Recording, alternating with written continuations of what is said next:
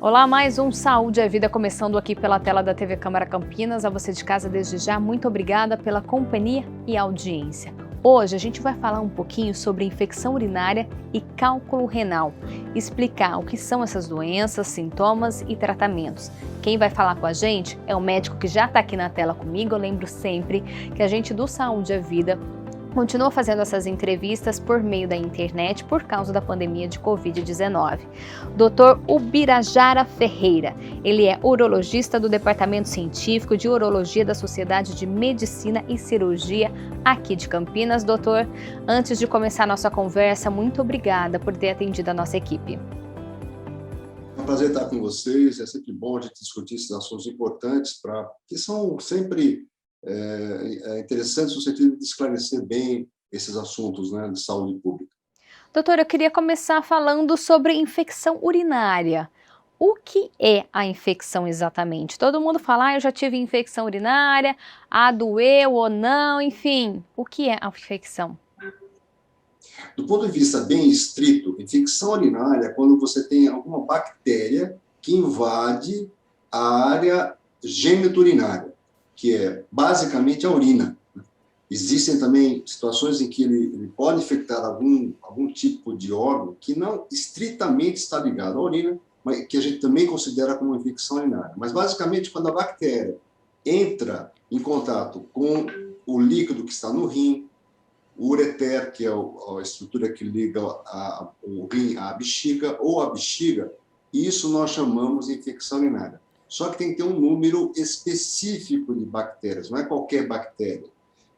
A necessidade de ter uma quantidade mínima, são mais de 100 mil bactérias por ml. Aí nós chamamos isso de infecção urinária. E doutor, como que essa bactéria chega nesses órgãos? Como que ela vai para lá? Normalmente, usualmente, é por via ascendente, tanto no homem quanto na mulher. Entra, por exemplo, pelo pênis, uretra, e sobe bexiga e rim, ou entra pela vagina. Bactérias que estão na vagina na mulher entram pela uretra e sobem também bexiga e rim. Existe a possibilidade de ser transmitido por via sanguínea, mas aí são situações muito mais específicas e às vezes muito mais graves. Mas geralmente é via ascendente, bactérias que nós temos ao redor dessas estruturas, vagina, uretra, pênis, assim que se dá a infecção. O senhor fala em homem e mulher. Normalmente dá nos dois ou mulher acaba tendo mais infecção urinária? Olha, é uma questão anatômica. A mulher tem mais infecção urinária porque o trajeto da bactéria para subir e chegar na bexiga e ela se fixar na parede, porque não é só chegar, é chegar e se fixar em alguma estrutura. Então, a bactéria tem que chegar e grudar na parede da bexiga. Como a uretra da mulher é curta, em torno de 4 centímetros, é muito mais fácil isso acontecer na mulher. No homem, pelo pênis, pelo fato do pênis ter uma uretra muito mais longa, esse trabalho, digamos assim, é maior da bactéria e ele tem menos chance de ter infecção urinária. Mas os dois podem ter infecção urinária. Mais frequente na mulher, porém os dois podem ter. E criança, doutor, bebê também pode ter infecção urinária? Sim, as crianças também podem ter infecção urinária, tanto a menina quanto o menino. Às vezes, quando a criança, o bebê, o lactente, ou crianças que têm idade, têm infecção, a gente sempre tem que ir atrás de algum problema genético, um problema congênito.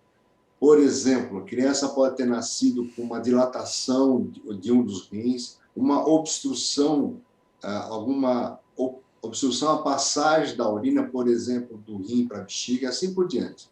Então, quando a criança começa a ter uma ou duas crises de infecção aos 2, 3 anos, a gente sempre tem que ir atrás para ver se não teve algum problema nessa área, de área congênita, digamos assim, doença congênita.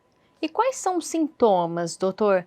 Normalmente quem tem infecção urinária fala que é terrível, né? Não consegue urinar direito, arde, fica com dificuldade. Então, os sintomas normalmente são de ardor à micção. Basicamente, existem outros comemorativos. Geralmente, o paciente que sofre de infecção vai mais vezes ao banheiro, a urina às vezes fica entrecortada, arde o canal, a urina fica com um cheiro diferente, um aspecto diferente, né? Aquele aspecto mais amarelado, meio purulento. Geralmente a pessoa percebe que o cheiro está diferente e pode também cursar com febre, pode ter um aumento de temperatura. Quando existe um aumento de temperatura, isso se torna mais grave. Geralmente são infecções que já chegaram no rim. E essa infecção é um pouco mais grave do que aquela que cursa sem a febre, por exemplo. Doutor, dando uma pesquisada na internet sobre esse assunto, eu achei que existem tipos de infecção urinária, é isso mesmo?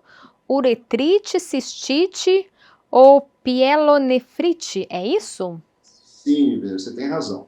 Isso se deve à localização da infecção. Por exemplo, pielonefrite é quando a infecção chegou no rim. Porque pielo, a palavra pielo é uma área que existe no rim, que é a saída desembocadura do canal do rim para o ureter, chegando na bexiga.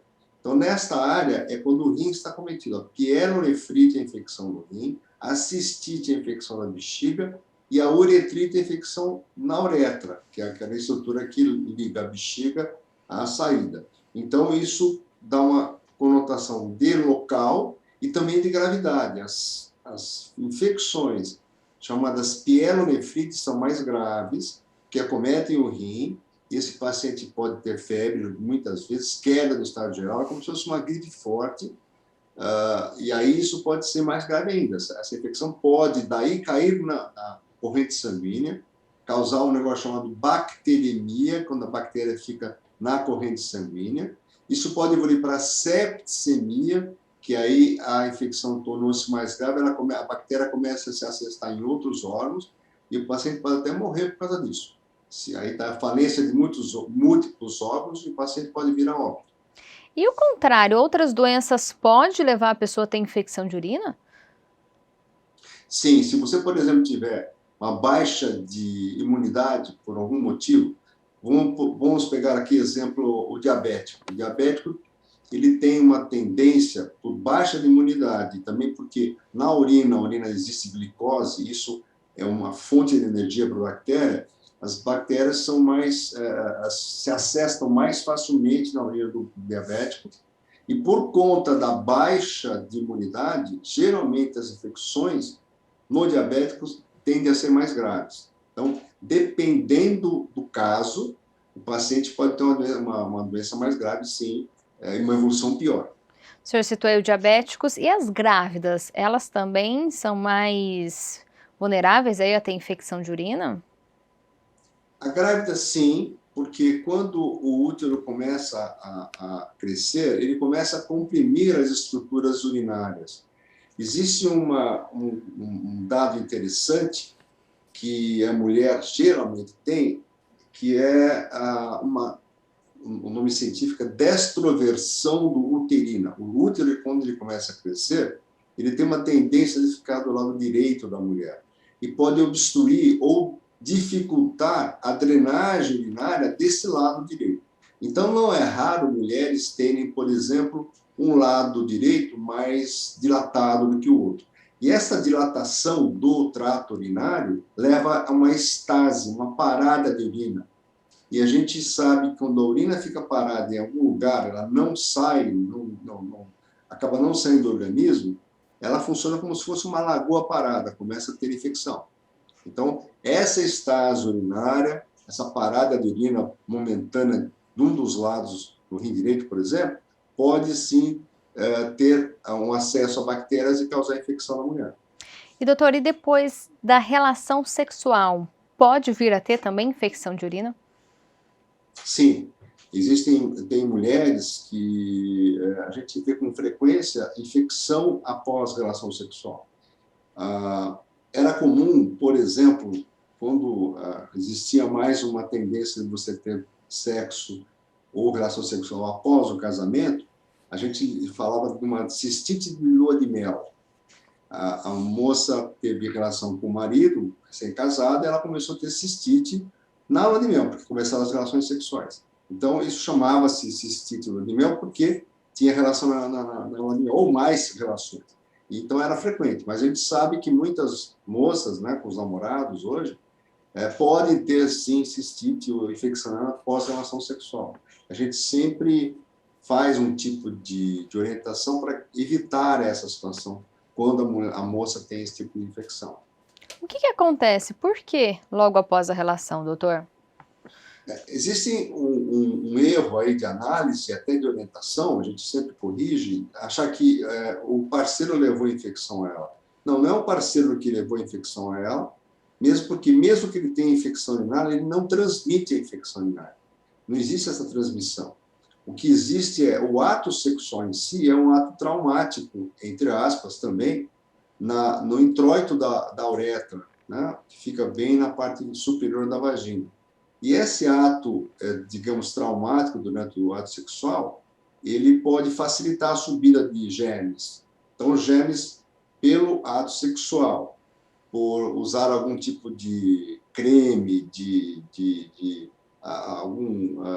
depende do preservativo que se usa, às vezes não é adequado, você causa algum tipo de trauma e isso pode levar também a uma subida de germes nesse momento.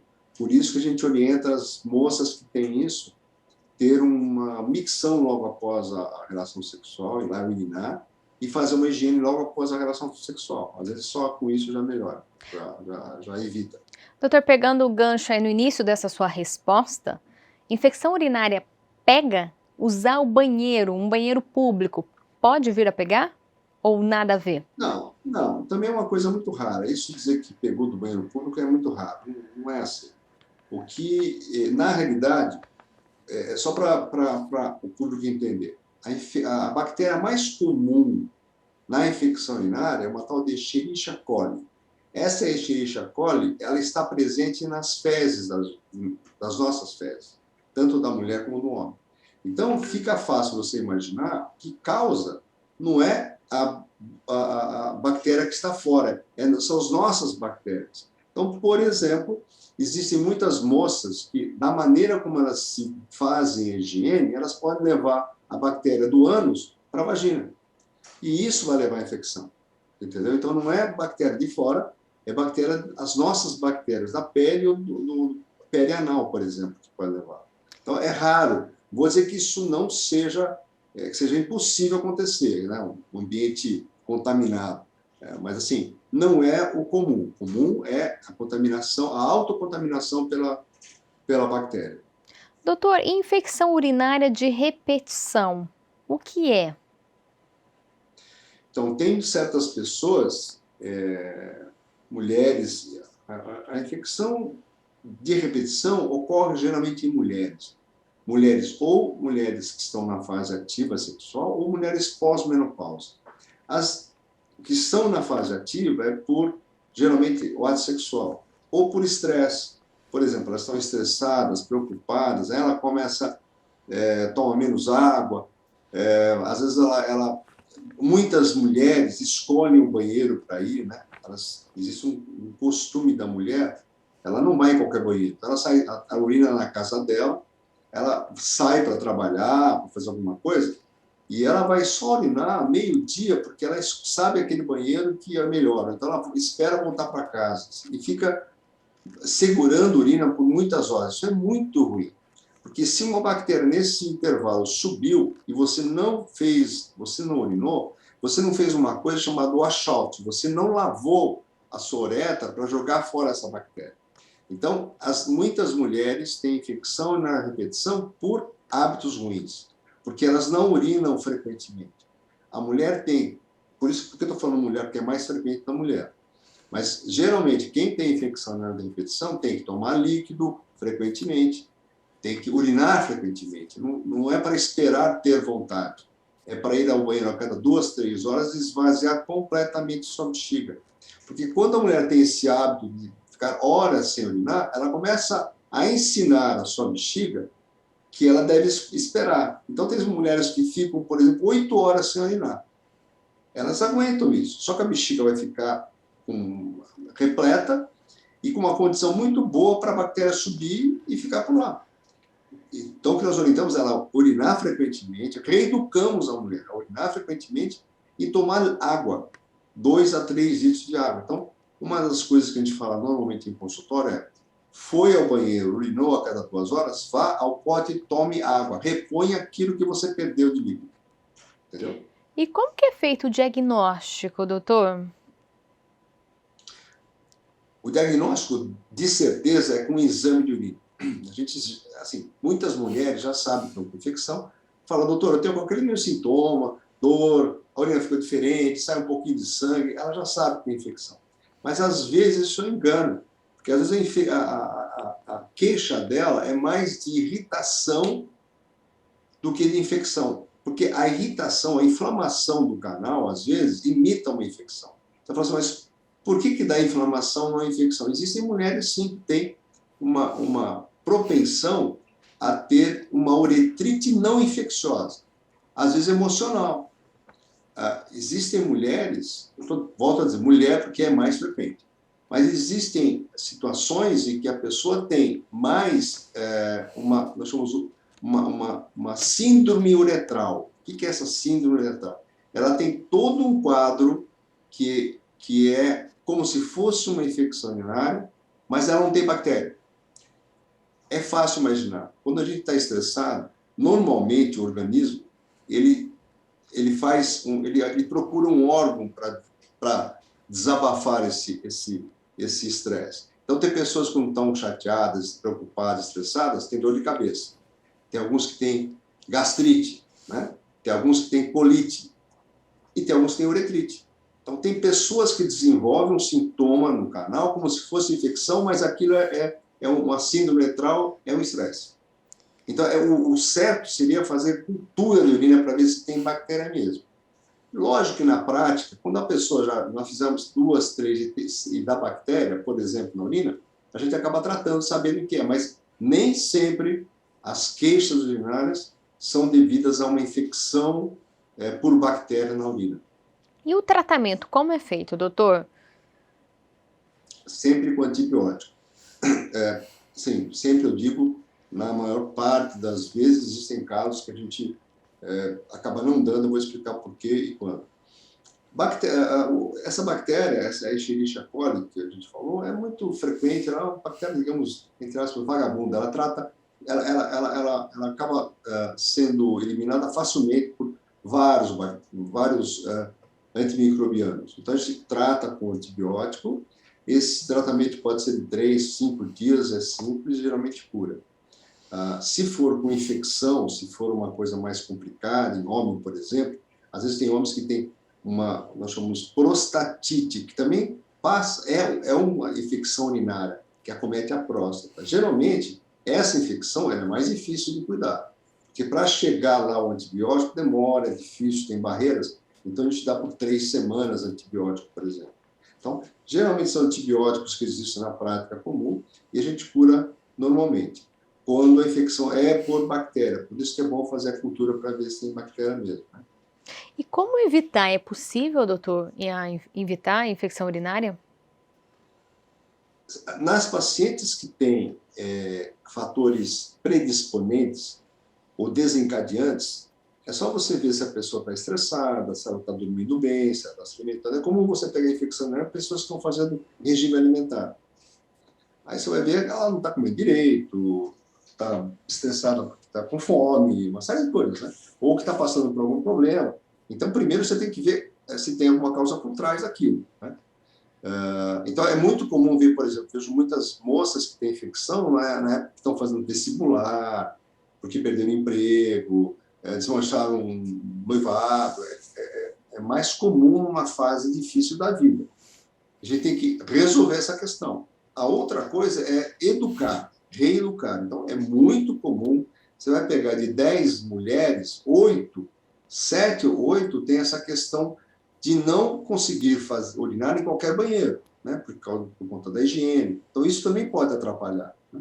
A gente tem que analisar o seguinte: olha, existe essa questão da higiene, até que é meio psicológico, mas se você não for urinar, você também não está fazendo sua higiene necessária de eliminar aquela bactéria que está subindo no seu canal, como eu falei.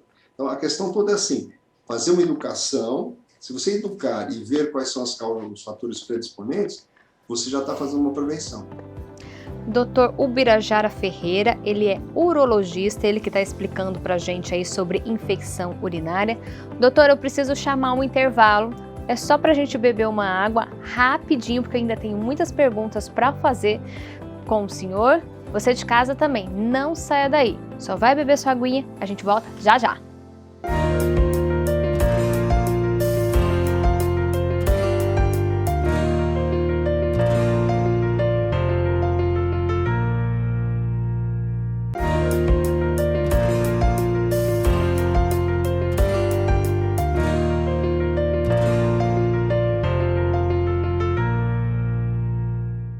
Saúde é Vida de volta aqui pela tela da TV Câmara Campinas e hoje a gente está falando sobre infecção urinária e cálculo renal. No primeiro bloco, o Dr. Ubirajara Ferreira falou um pouquinho para a gente sobre infecção urinária. Doutor, agora eu queria saber, infecção urinária e cálculo renal tem alguma relação? Sim, pode ter. Existem alguns cálculos que são produzidos através ou após uma infecção urinária. São cálculos, nós chamamos cálculos infecciosos. Existe um tipo de cálculo e um tipo de bactéria que leva a cálculos. Por exemplo, o Proteus, que é uma bactéria que tem esse nome, ele pode fazer uma transformação química, bioquímica na urina e começar a fazer deposição de alguns cristais que são específicos dessa infecção e começar a formar cálculos renais. Então, é possível, sim. Cálculo renal é aquela pedra no rim que todo mundo fala? É a temida pedra no rim, né? A temida doença, a pedra que dá a cólica renal, né? Que todo mundo, quando fala, fica já com medo, porque sabe quem teve que é uma dor terrível, né? Das piores dores que existem, né? Então, a pedra no rim, o cálculo no rim são sinônimos e, geralmente, boa parte dos cálculos levam a cólica renal. Doutor, eu queria então que o senhor detalhasse, né, o cálculo, a pedra no rim, de uma maneira geral, como que ela desenvolve, como que a pessoa tem? Bom, então a pedra, o cálculo renal, normalmente ele é causado por algum problema metabólico no corpo do indivíduo. Pode ter adquirido isso, pode ser congênito, né? Tem famílias de pessoas que formam cálculos. Mas às vezes você tem um caso isolado na família. Por que acontece isso? Às vezes o indivíduo, no rim, o rim deixa passar mais cálcio do que deveria deixar. Essa quantidade de cálcio que passa e vai para a urina, que não deveria, começa a cristalizar. E esses cristais de cálcio, pode ser de fosfato de cálcio, pode ser de oxalato de cálcio, eles começam a precipitar e formar as pedras que existem nos rins. Pode ser, por exemplo, de ácido úrico também. Não é só de um tipo, tem vários tipos de cálculo renal.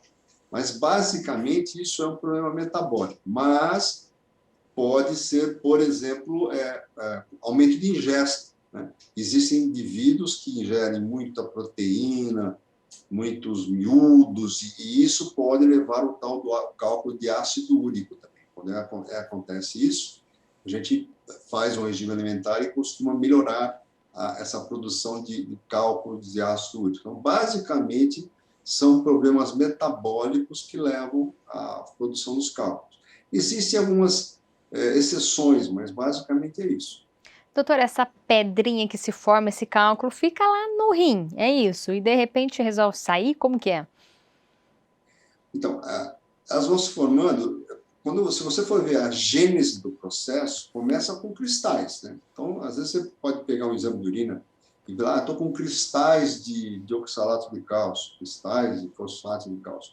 Esse é a gênese que vai levar ao cálculo. Então, esses cristais, esses microcálculos, eles ficam no rim ou vão sendo eliminados. Você pode ser uma eliminadora de cristais de ácido úrico, por exemplo, cristais de qualquer oxalato. Mas se numa condição qualquer isso melhorar, digamos, a possibilidade desses grãos, desses cristais se juntarem, aí você vai ter a pedra. Então, em que situação é isso? Isso ocorre, por exemplo, na desidratação. Se a pessoa tiver um momento de desidratação, e não precisa ser assim, desidratou porque está doente, não, é no calor. No calor, na época de calor, se a gente não adequar a ingesta hídrica, você começa a ter menos formação de urina. Então, você urina menos porque você começa a reter líquido para repor o que você não está repondo via oral. Então, se você tiver menos líquido e urinando menos, é fácil imaginar que você vai ter mais concentração de cristais. Esses cristais vão se juntar e vão formar a pedra. Então, por isso que a gente tem mais casos de cólica de rim, de cálculo renal, no calor, por conta de concentração e diminuição da quantidade de urina. Doutor, o senhor falou aí ingestão de líquido, né? Esse líquido é água? Ou tem gente, como o senhor disse, né? Aparece mais no calor. Ah, bebe mais cerveja, bebe mais refrigerante, substitui a água por chá. Isso não é recomendado? Nada substitui a água? Não, também, assim, eu não, assim, existem alguns ramos da medicina que são xiitas, né? Aquela coisa muito... Não, eu não acho, não é nesse aspecto. Se você for amante, por exemplo, de chá, tome chá, não tem problema. Se você for assim, eu gosto de tomar um tipo específico aqui de água com limão, bom, toma água com limão, não tem problema. O que não pode é ficar sem líquido.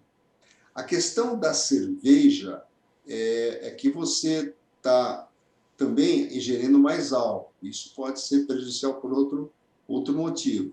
Também, mas não é ruim. Tá falando assim, a cerveja é ruim? Não. Você está ingerindo mais líquido, esse líquido vai ser útil de alguma maneira.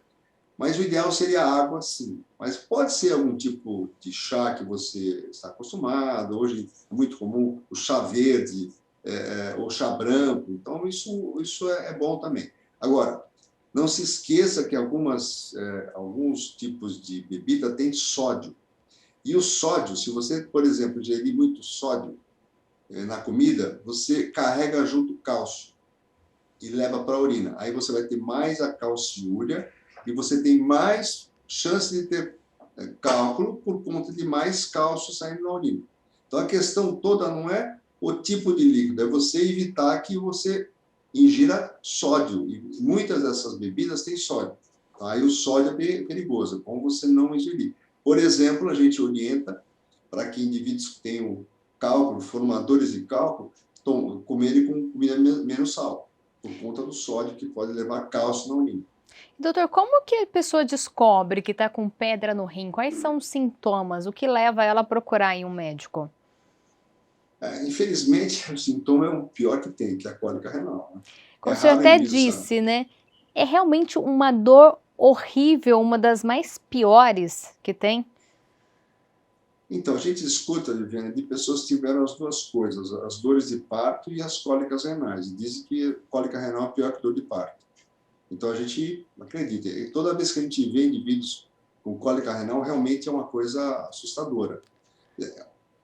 Assim, felizmente, ela não dura por muito tempo, mas aquele momento, o paciente ele faz qualquer coisa para você, porque ele me tira essa pedra, me tira isso aqui. Porque a dor é um tanto quanto insuportável quando ela está no auge, né? O mecanismo da dor seria interessante também explicar, que muita gente não entende bem, e é bom que a gente explique o leigo por que dá a cólica renal. Cólica renal não é porque a pedra irrita o canal. Assim, a gente está acostumado às dores superficiais, porque são essas que os leigos estão acostumados. Então, quando você arranha a sua pele, você corta a sua pele, você bate na sua pele, você sente dor. Lá dentro, no canal da urina, por exemplo, no ureter, se você cortar, se você machucar o ureter, não dói. O que dói são dilatações que ocorrem abruptamente. Por exemplo, por que existe a cólica intestinal? Porque houve, em algum momento, o intestino dilatou por algum motivo. Alguma obstrução, alguma irritação dilata e aquilo leva a uma cólica renal. A mesma coisa com a cólica ureteral, que é a cólica renal. Se a pedra desce no canal, o canal tem 8 milímetros de diâmetro, e ela para em algum momento, em algum ponto, e obstrui a passagem da urina acima daquele ponto, o canal ele dilata abruptamente. Essa dilatação é por conta de uma quantidade de líquido, de urina, que está acima da pedra. leva esse aumento de pressão que existe lá embaixo, porque está obstruído, ao rim. O rim também dilata, e a cápsula do rim, que envolve o rim, é muito sensível. Quando existe uma dilatação no rim, atinge a cápsula, desencadeia a cólica renal. Então, o que dá cólica renal é a obstrução à passagem da urina, e não a irritação do cálculo na descida dele. Entendeu? E doutor, como que sai esse cálculo? Normalmente, o cálculo ele é muito especulado. É raro você ter um cálculo bonitinho que faz um molde como se fosse. Não, às vezes ele é muito especulado e ele se prende na parede do ureter. Como eu te falei, ela é muito pequena. 8 milímetros é um diâmetro pequeno. Tem pedras que são maiores que isso e ela prende lá, não sai. Aí você tem que tirar de alguma maneira. Existem pedras menores. Às vezes não tem a ver o tamanho da pedra com a quantidade e a intensidade da dor. Isso é um outro erro. A pedra é grande, vai dar uma dor tremenda. Não, não. Existem, às vezes, cálculos de 2 milímetros que são terríveis para dar dor, porque são cálculos que, em algum momento, ele se fixou em algum ponto do ureter, o canalzinho que liga ao rim e a bexiga, deu um processo inflamatório e obstruiu o canal. Pronto, aquele negócio de 2 milímetros dá uma cólica terrível, porque obstruiu a passagem da urina. Então, por sorte, 80% das pedras dos cálculos saem espontaneamente. Elas vão desaparecer, vão descendo. Então, o bom senso do profissional é saber a história do paciente. Às vezes ele tem uma história de eliminação de pedra constante. Então, você pode segurar um pouquinho, dar analgésico, esperar um pouquinho, ele vai eliminar espontaneamente. Mas tem situações que o paciente não elimina. Então, é bom senso o que fazer. O bom senso manda pedras menores aguardar uns dias para ver se elimina espontaneamente e ver a descida do cálculo no ureter. E se essa descida se torna difícil, não ocorre, aí nós temos que intervir e tirar a pedra. É possível evitar, doutor, se ter aí cálculo? Sim, a gente detecta nos indivíduos que têm cólica, tem cálculo de repetição, né, que nem infecção de repetição, cálculo de repetição, você tem que fazer estudo metabólico nele. Fazer dosagem de algumas substâncias para ver se ele não tem algum erro metabólico que você possa corrigir com medicamento. Por exemplo, indivíduos que têm cálculo de oxalato, você pode dar um citrato. O citrato, ele meio que impede a eliminação de cálcio. Então, por exemplo, o que a gente fala para pacientes, de maneira geral, que tem cólica banal, que é de cálcio, que é causada por substâncias que a gente sabe. Vamos dizer que ele não tenha nenhuma grande eliminação, que você pode só orientá-lo que ele vai melhorar. Qual a orientação que a gente dá para o paciente desse, que é o usual? Primeiro, aumentar a ingesta hídrica, porque se ele toma mais água, vai ficar mais diluído, ele vai eliminar a pedra e não deixar ela crescer muito. Segundo, a diminuição da ingesta de sódio, como eu falei, sal, porque o sal leva a cálcio. Terceiro, você dá citrato. Citrato, tem muito citrato, por exemplo, no limão. Frutas ácidas têm muito citrato. Então, você fala para ele tomar limão todo dia. Põe limão na salada, toma limonada. Às vezes, só com essas orientações, você pode evitar que ele tenha outras pedras. Entendeu? Agora, existem casos que você tem quadros mais problemáticos, né? Formações de pedras maiores, mais frequentes. Aí você tem que começar a dar medicação para você tentar barrar esse processo. Né? Doutor, no meio de uma crise, é recomendado também beber água? Então, depende um pouquinho. O certo, quando tiver a crise de cólica renal, é fazer um exame de imagem. Porque imagina se você tem uma pedra de 2 centímetros parada no meio do canal. Você vai tomar água, o que vai acontecer? Só vai doer mais. Essa pedra não vai sair. Porque ela está impactada e não tem jeito. Então, o fato de beber mais líquido vai ser uma orientação que se dá geralmente, mas após a avaliação por exame de imagem. Você tem que saber onde está essa pedra. Se é pedra mesmo, tal, tamanho, o jeito, que às vezes essa orientação pode judiar mais o paciente do que ajudar. Né? Cirurgia chega a ser necessária também em alguns casos? O que a gente faz em 95, 98% das vezes é tirar de maneira endoscópica esses cálculos. Hoje, com o advento de toda a gente tem muitos aparelhos que são muito úteis, né? Todo o avanço da tecnologia, a gente pode, entrando pelo canal, geralmente pela uretra, você sobe, vai até o rim, ou no meio do caminho que você deu o cálculo, com aparelhos muito finos, fibras muito delicadas, você identifica a pedra naquele ponto e usa algum tipo de laser, por exemplo. Hoje existem lasers que quebram a pedra, dissolvem a pedra. Então você pode ir lá, destruir a pedra e ele vai eliminar os fragmentos que ficaram. Pode deixar um catéter, uma sondinha lá dentro, porque você inflama um pouco o canal. Isso pode deixar esse catéter parado, uma ponta dele sai de uma bexiga, outra parada no rim, ele vai para casa sem sonda, sem nada, depois de 2 semanas você tira esse catéter por via endoscópica. Isso você resolve 80% a 90% dos casos. Hoje é feito dessa maneira. Cálculo renal, homem e mulher podem ter? Homem e mulher podem ter. Acontece em criança, adolescente, doutor? É mais raro ocorrer em criança, geralmente o problema é metabólico. Tem crianças que têm problemas metabólicos, né, que talvez elas tenham um erro de eliminação muito grande de cálcio, por exemplo, isso tem que ser visto. Quando a criança tem, você tem que fazer estudo metabólico. No adulto, geralmente, você não faz, porque não é tão frequente ter problemas que tenham que tomar remédio, algum tratamento específico. Na criança, você faz obrigatoriamente se você encontrar uma pedra no cálculo de uma criança.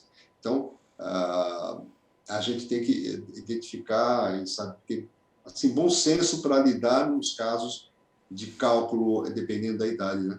Por exemplo, uma grávida, por exemplo, é um problema você tratar uma grávida com cólica renal com cálculo. Às vezes você não tira, você não mexe, porque se tem exame de imagem, tem que estar com... Isso pode trazer problema para o feto, né? Às vezes a gente coloca algum tipo de catéter, esse que passa pelo cálculo, vai até o rim, então ele desobstrui o rim, porque deixa passar a urina entre a parede do ureter e o canal, e é o cálculo, você pode drenar o rim e deixar nascer a criança para depois tirar o cálculo dela. Doutor, para a gente encerrar o Saúde é Vida de hoje, qual a orientação que o senhor dá para quem está assistindo a gente nesse momento para evitar cálculo renal e também infecção urinária? Bom, as duas afecções que nós discutimos hoje, né, tanto o cálculo urinário quanto a infecção urinária, estão muito ligadas com a ingesta de água, né? Como eu disse, não obrigatoriamente tem que ser água, mas se for algum outro líquido, vamos dizer, inocente e que seja bem aceito, também pode ser feito essa ingestão. Mas o ideal seria uma ingesta homogênea. O que é a ingesta homogênea? Urinou, foi ao banheiro, você sentiu que você perdeu líquido, você reponha, vá ao pote de água e tome 1,5 copo de água. Se você fizer isso, você vai estar tendo provavelmente uma ingesta de 2 litros e meio de água por dia, principalmente no calor. Se estiver no calor, se estiver no sol, praia, piscina, então até aumente um pouco mais isso. Momentos que você vai ficar concentrado em termos de aumento de temperatura, é chance de ter tanto infecção urinária quanto o cálculo renal. Em relação teve sintoma, algum sintoma, é necessário procurar algum atendimento médico. Cólica renal é igual a um exame de imagem, tem que ver aonde está. É comum ir ao pronto-socorro, o atendimento toma um remedinho, vai para casa e depois no dia seguinte ele tem cólica outra vez. Então, na cólica renal, precisa fazer exame de imagem, ver se isso realmente é uma pedra, onde ela está. No caso da infecção urinária, os sintomas de infecção urinária, a primeira coisa é fazer o exame de urina. E aí, constatando a infecção, tratar com antibiótico. Felizmente, 80% dos casos são casos benignos, fáceis de diagnosticar e geralmente resolvem bem e não tem grandes complicações que se juntam a esses dois quadros. Bom, a gente conversou com o Dr. Ubirajara Ferreira, ele que é urologista do Departamento Científico de Urologia da Sociedade de Medicina e Cirurgia aqui de Campinas. Doutor, muito obrigada, viu, por aceitar nosso convite e tirar todas as dúvidas. Tenha certeza que esse programa aí foi rico de muita informação. Muito obrigado pelo convite, eu estou sempre à disposição de outras oportunidades. Muito obrigado. Com certeza a gente vai te convidar de novo aqui. E você, quer rever este programa? É só entrar nas nossas redes sociais, ele está lá disponível no YouTube da TV Câmara Campinas. Entra lá e você consegue rever toda essa conversa. Quer que a gente fale aqui sobre outra doença, tratamento, diagnóstico, enfim, é só mandar a sua sugestão para esse WhatsApp, esse número que está aparecendo no seu vídeo, que a gente vai atrás de um especialista e tira todas as dúvidas para você. O Saúde é Vida de hoje fica por aqui, a gente se vê na próxima edição. Tchau!